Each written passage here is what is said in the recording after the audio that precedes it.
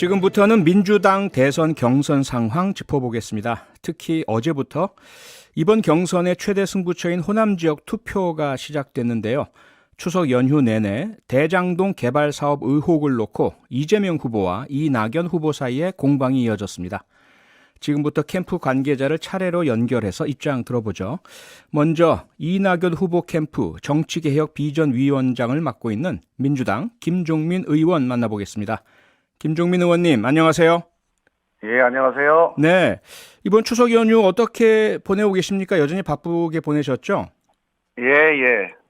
네, 뭐 지역 인사도 좀 하시고요. 코로나19 때문에 어려우셨겠는데.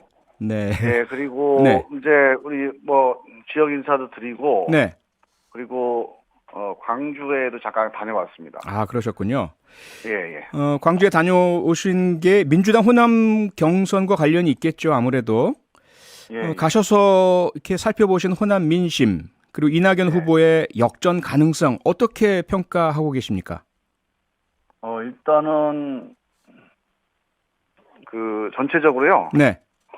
일단 호남 민심이 상당히 출렁이는 건 확실히 느꼈고요. 출렁인다. 네. 예, 지금 여론조사를 보면 두 건 정도가 여론조사가 발표가 됐는데, 예. 주로 이제 호남의 유권자들만을 대상으로 한 여론조사인데, 네. 거기서는 이제 지난주와는 달리 이낙연 후보가 이재명 후보에 앞서는 걸로 다 나와 있더라고요. 어허. 그래서 약간 변화가 좀 있다고 느껴지고, 네. 권리당원들 조사도 이제 비공식 조사들이 좀 진행이 된 모양인데, 네.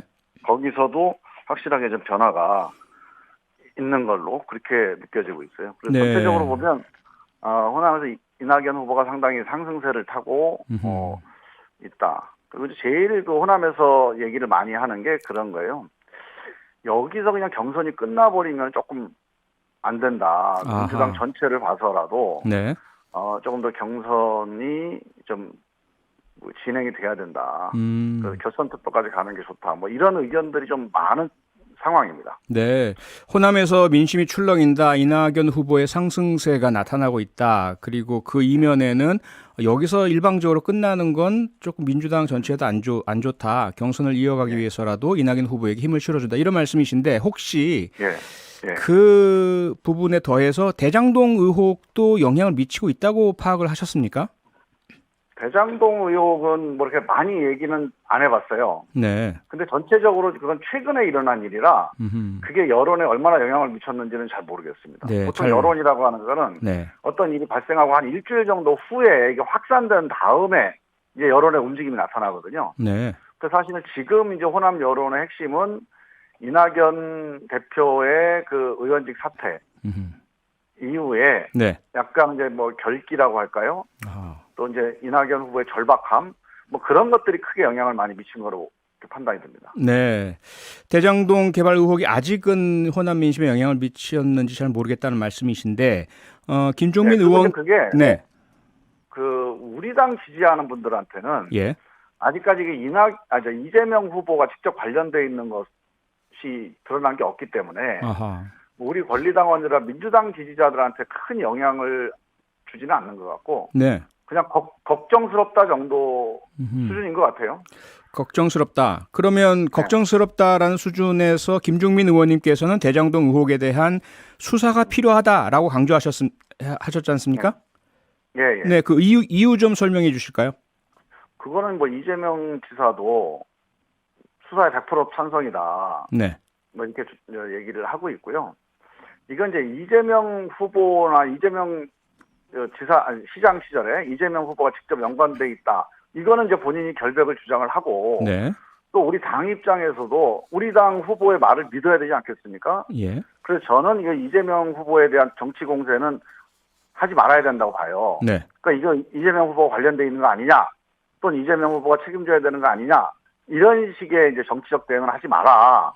저 우리 캠프 내에서도 이제 이낙연 캠프 내에서도 그렇게 얘기를 하고 있습니다. 근데 이제 약간 걱정스러운 거는 이게 이제 이재명 후보가 직접 무슨 비리나 아니면 잘못으로 연결돼 있는 건 아니라 할지라도 이게 부동산 개발 사업이 규모가 큰 사업이잖아요. 그렇죠.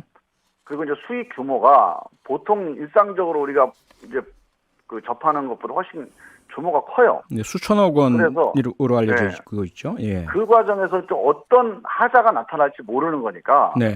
그 이제 업체나 아니면 그 사업을 이렇게 주관했던 어떤 기관 뭐 이 관계에 대해서는 우리가 장담을 할 수가 없는 거니까 네. 그 점에 대해서는 이제 우리 엄정하게 수사하라는 입장을 견지하면서 네. 지켜봐야 된다. 음. 단 이걸 정치적으로 이용하는 거. 네. 국민의힘에서는 이걸 뭐 이재명 게이트라고 해서 정치적으로 몰아붙이잖아요. 예. 그 점에 대해서는 반대합니다. 뭐 특검을 하자든가 국정조사를 하자든가 아하. 다 이게 이재명 후보랑 관련돼 있다고 전제하고 지금 주장하는 거예요. 네. 근데 그거는 근거 없는 정치 공세에 해당되니까 네. 그거는 막자, 그건 차단하자. 음. 그 대신 우리가 이 대장도 사업 전반에 대해서 우리가 이거는 문제가 없다. 네. 이거는 정상적인 사업이 다 모든 걸 다 우리가 책임지고 방어하거나 아니면 뭔가 옹호할 필요는 없다는 입장이죠. 네. 이재명 후보와의 연관성 나오지도 않았는데 정치 공세는 옳지 않다. 특히 국민의힘에서 주장하는 특검이나 국정조사에는 반대한다. 네. 다만 뭐 소수 개인에게 수천억 원의 엄청난 이익이 안겨진 것으로 드러나고 있다 보니까 이에 대해서는 범죄 수사를 통해서 명확하게 진실 규명이 필요하다. 이렇게 정리하면 되겠습니까? 맞습니다. 예. 네.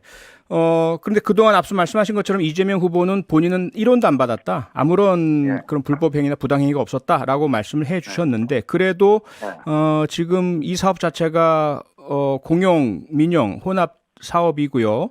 상당히 많은 뭐 시의 연관성들 짚어볼 수밖에 없을 것 같은데 추가적인 설명 해명 조치 이재명 후보 측으로부터 필요하다고 보십니까? 뭐 지금 나올 만한 얘기니까 이재명 후보와 관련된 얘기는 많이 나온 거 아닙니까? 네. 일단 첫 번째로 개인적으로 이재명 후보가 여기서 이득을 취하거나 할 만한 단서가 없어요. 고리가. 네. 그래서 그 점에 대해서는 뭐 우리가 이재명 후보 얘기를 이제 믿을 수 있을 것 같고요. 네.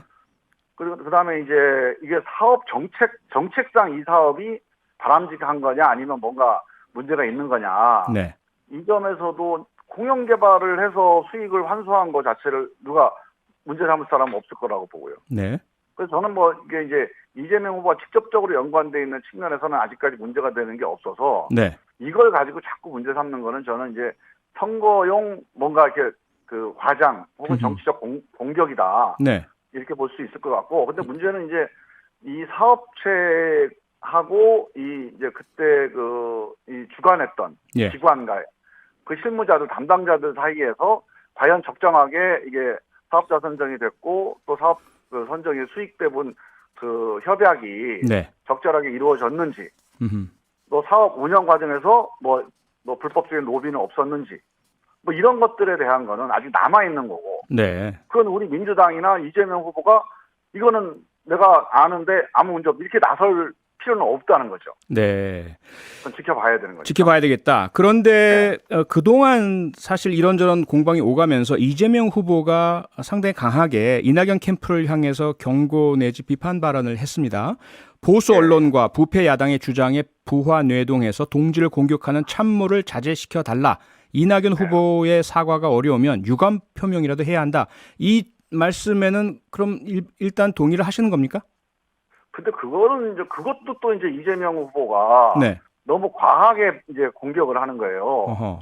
그러니까 이게 마치 무슨 이낙연 캠프에서 문제를 계속 부각시킨다 이렇게 자꾸 몰아가잖아요. 예. 그게 이제 경선에 우리 민주당 지지자들한테 뭔가 이제 뭐 호소하기 위해서 하는지는 모르겠는데 네.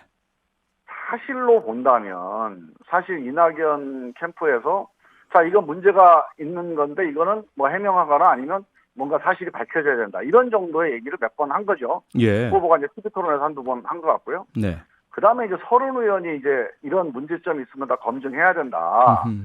이런 게 검증이 안 되고 나가면은 나중에 문제될 수 있다 하면서 이제 MB 얘기도 하고 했던 건데 네. 그게 이제 연상 시키는 게 이게 이제 이재명 후보가 여기에 이제 연루돼서 나중에 MB처럼 될 수도 있다. 이렇게 이제 연상시키니까 사실 그거는 조금 부적절한 발언이에요. 아하. 사실 그건 좀 약간 과한 발언인데 네. 그거를 문제 제기가 돼서 내부에서도 그런 거를 이제 하지 마라. 그런 식으로 이제 이렇게 돌려서라도 네. 이재명 후보를 공격하는 건 하지 마라. 네. 이렇게 얘기가 돼서 사실 그 이후에 일체 그런 얘기를 안 하고 있습니다. 아, 예. 그래서 저는 이제 그거 가지고 무슨 이게 이 대장동권이 그 서른 의원 발언 가지고 가는 게 아니고 네.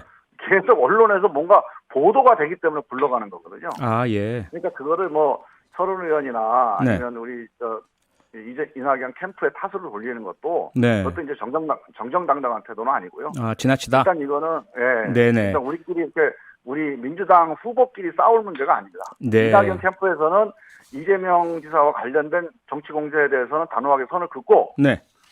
그리고 이재명 캠프에서도 음흠. 이 대장동 관련해서 혹시 있을지 모르는 사업자 간의 여러 가지 이제 문제나 하자 가능성, 네. 여기에 대해서까지 너무 과도하게 옹호하지 마라. 음흠. 이 두 가지가 기본적인 저는 방침이라고 봅니다. 네, 마지막으로 이 문제 꼭 짚어봐야 될 것 같은데요. 공방 과정에서 이재명 후보가요, 수박 기득권이라는 표현을 쓰면서 상당히 심한 공방과 논란이 이어지고 있습니다. 심지어 뭐 5.18 민주화 항쟁에 대한 어떤 뭐랄까요, 폄하 이런 것까지 이어지고 있는데 어떻게 생각하십니까? 이게 이제 수박이라는 용어가 네. 이제 그 정치적으로 많이 쓰이게 된 것은 일베라는 사이트에서 네. 호남을 홍어에 빗대서 이렇게 멸시하던 그런 네. 호칭이 있었잖아요. 예. 근데 이거 홍어라는 게 너무 자극적이에요. 홍어 뭐 해갖고 되게 상스러운 말이잖아요. 네, 네. 그래서 이거를 대체한 거예요. 네. 수박, 그 무등산 수박, 그래서 수박 깨면 안에는 빨갛다. 아. 그러니까 사상이 예. 빨갱이다, 얘네들은. 네. 하고 호남 사람들을 폄하하던 발언이에요. 그러니까 용어란 말이에요. 네네. 근데 이제 이거를 알았으면은 그렇게 안 썼을 거라고 봐요, 저도. 네. 근데 이제 그냥 수박이란 말을 많이 쓰게 됐어요, 이 민주당 내에서도. 아, 그렇습니까? 만약에 이런 걸 알았다면 난 안 썼을 거라고 보는데, 네. 이렇게 그동안 쓰여져 왔거든요. 그래서, 이렇게 쓰여져 온 거니까 쓰면 안 된다. 네. 그러면, 쓰지 말자 이러면 돼요. 예. 근데 이거 굳이 나는 또 후보까지 나서서 아. 수박이란 말을 쓰는 게 난 이해가 안 갑니다. 네. 아무리 선의로 생각을 해서 모르고 썼다 하더라도 예. 겉과 속이 다르다 이런 의미로 썼다 하더라도 예. 수박이라는 거 안에는 빨갛고 겉에는 파란 거 아닙니까? 네. 그러니까 빨갱이라는 얘기예요. 아하. 그러니까 알겠습니다. 그 얘기는 뭐냐? 네. 색깔론입니다. 이 색깔로 사람은, 공격을 한 것이다. 같이 알겠습니다. 못 갈 사람이다. 네. 이 사람은 타도 대상이다. 이런 말입니다. 그게. 알겠습니다. 우리 같은 편끼리 그걸 쓰면 안 되는 말이죠. 그거. 네네. 오늘 말씀 여기까지 듣겠습니다. 고맙습니다. 예. 네. 평일 저녁 6시 5분에 여러분을 찾아갑니다. MBC 라디오 표창원의 뉴스 하이킥.